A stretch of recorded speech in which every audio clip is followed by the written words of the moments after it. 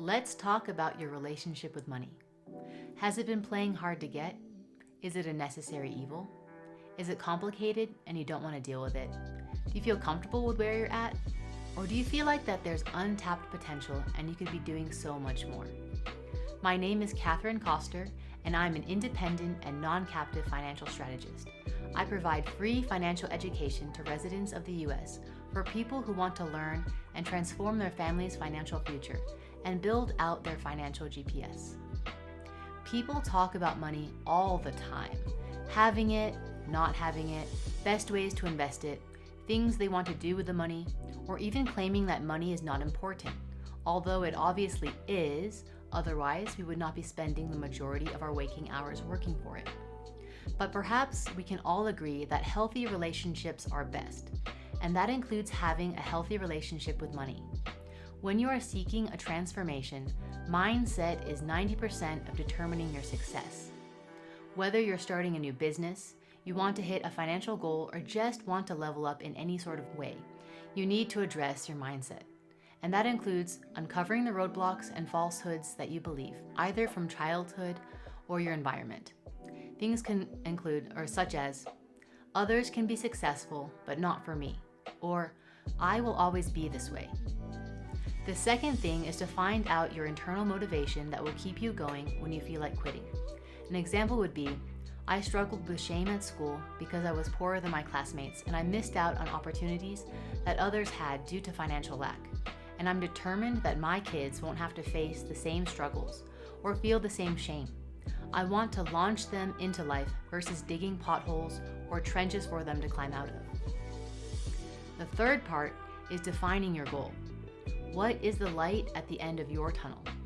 A GPS works by determining 2 points, the starting point and the ending point. Let's find out those 2 points and the best route forward. So to address our money mindset, let's answer these questions together. It might be helpful to have a notebook and pen. What feelings arise when you think about money? Is it fear, anxiety, apathy, irritation, anything positive? Write it down.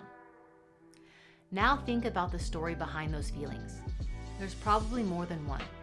Take time to write it out, or if you're a verbal processor, find a trusted confidant to be your sounding board. What are things you recall being taught about money in your formative years by parents, family, religious leaders, or other institutions? Write those down too. How well do you feel comfortable with managing your money? Is everything in order? All your bills are covered and you have margin for savings? You have your 3 to 6 months emergency fund, your personally owned retirement buckets, and also have money set aside for fun? Do you have a will or a trust in place?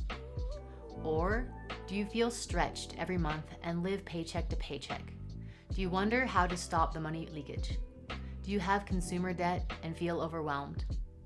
Write it all out. You can be painfully honest with yourself because it's for your eyes only.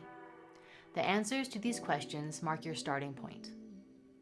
Now to find the ending point. This is where you can put your worries or whatever your reality is aside and have space to dream a little bit. Forget about being realistic. Write down what you would be doing if time and money were not an issue. Would you be traveling? Would you want to give more? Philanthropy? Taking care of aging parents? Do you want to buy a new house or a car? Would you like to live a tax-free retirement? Or retire early? Or never even retire at all because you're living out your passion? What legacy do you want to leave for your kids and future descendants? Write that down too.